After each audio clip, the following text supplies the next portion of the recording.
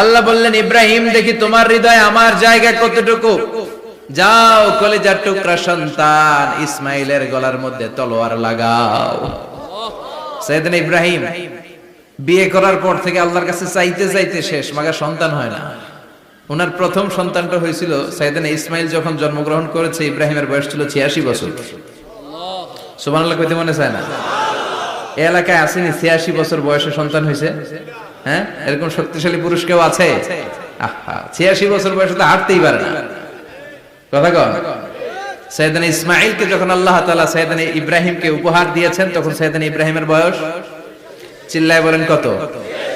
86 বছর বয়সে যে কলিজার টুকরা সন্তানটাকে হাতে পেলেন, চাঁদের মতো সুন্দর ছেলে। আল্লাহ বললেন, দেখি আমার হৃদয়ে তোমার জায়গা কতটুকু, ইসমাইল রে জবাই করো। বলতে দেরি, ছুরি লাগাতে দেরি হয় না। এরপরে উনি ওনার কলিজার টুকরা ছেলে সাইয়েদনা ইসমাইলের সাথে কি ডায়ালগ মারলে, সেটাও কোরআনের ভেতরে আছে না নাই? فلما بلغ معه السعي قال يا بني إني أرى في المنام أني أذبحك فانظر ماذا ترى। তিনি ছেলের ডাকে বললেন, ও আমার কলিজার টুকরা ছেলে ইসমাইল, গত রাতে আমি স্বপ্ন দেখেছি যে আমি তোমাকে জবাই করছি। ফানজুর মাযা তারা, তোমার অভিমত কি, অপিনিয়ন কি জানাও। সুবহানাল্লাহ বলেন। ছেলেরা বললেন, আমি স্বপ্নে দেখেছি তোমারে জবাই করতেছে, তোমার অভিমত কি? আমগরে যদি আমগো আব্বারা কইতো, কইতাম আমার দেখেন না, বড়ডারে দেখছেন। কথা কন। বড়ডাই কইতো আমার না মাজ্জাডারে দেখছেন, মাজ্জাডারে কইলে কইতো ছোটডারে দেখছেন। কথা কন। আমরা এটা কইতাম না? 100% আমরা এরকম উত্তর দিয়ে দিতাম। চিল্লায় কোন ঠিক কি না?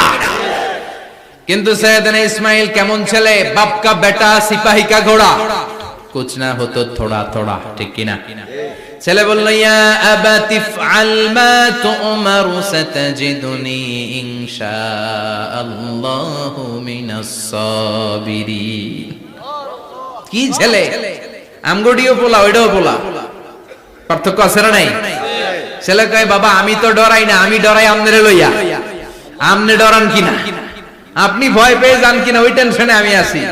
আপনি যে আমার এত মায়া করেন, আপনি যে আমার এত ভালোবাসেন, আমাকে শুইয়ে দিয়ে যে জবাই করবেন, ফিনকি দিয়ে যে রক্ত ছুটবে, আপনি ভয় পেয়ে যান কিনা, ওই ভয় আমি পেয়ে যাই।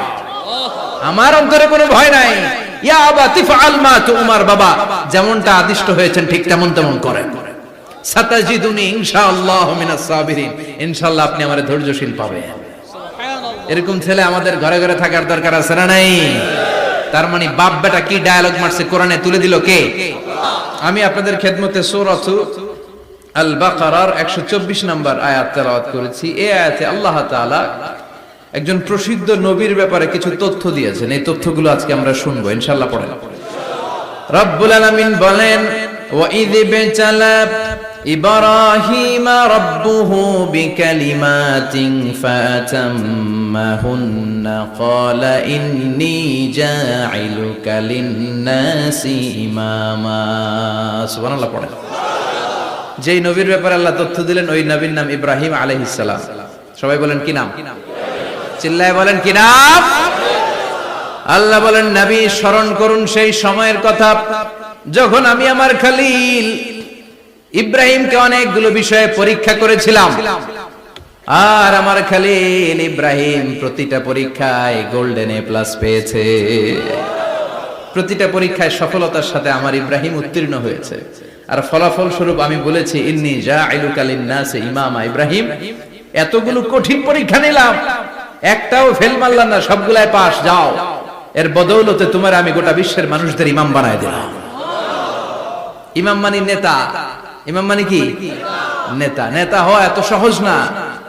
আগুনে পুড়িয়ে পুড়িয়ে যেমনি খাঁটি সোনা বানানো হয়, তেমনি কষ্টি পাথর দিয়ে যাচাই করে করে, পরীক্ষা করে করে আল্লাহ তাআলা সাইয়েদনা ইব্রাহিমকে এই মর্যাদার আসনে বসিয়েছেন।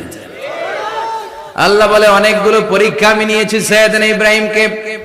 আল্লাহ যারে পছন্দ করে বেশি, তার জীবনে পরীক্ষাও। বিশ্বনবী বলেন, আশাদ্দুন নাসি বালাআন আল আম্বিয়া। এই দুনিয়ার বুকে সবচাইতে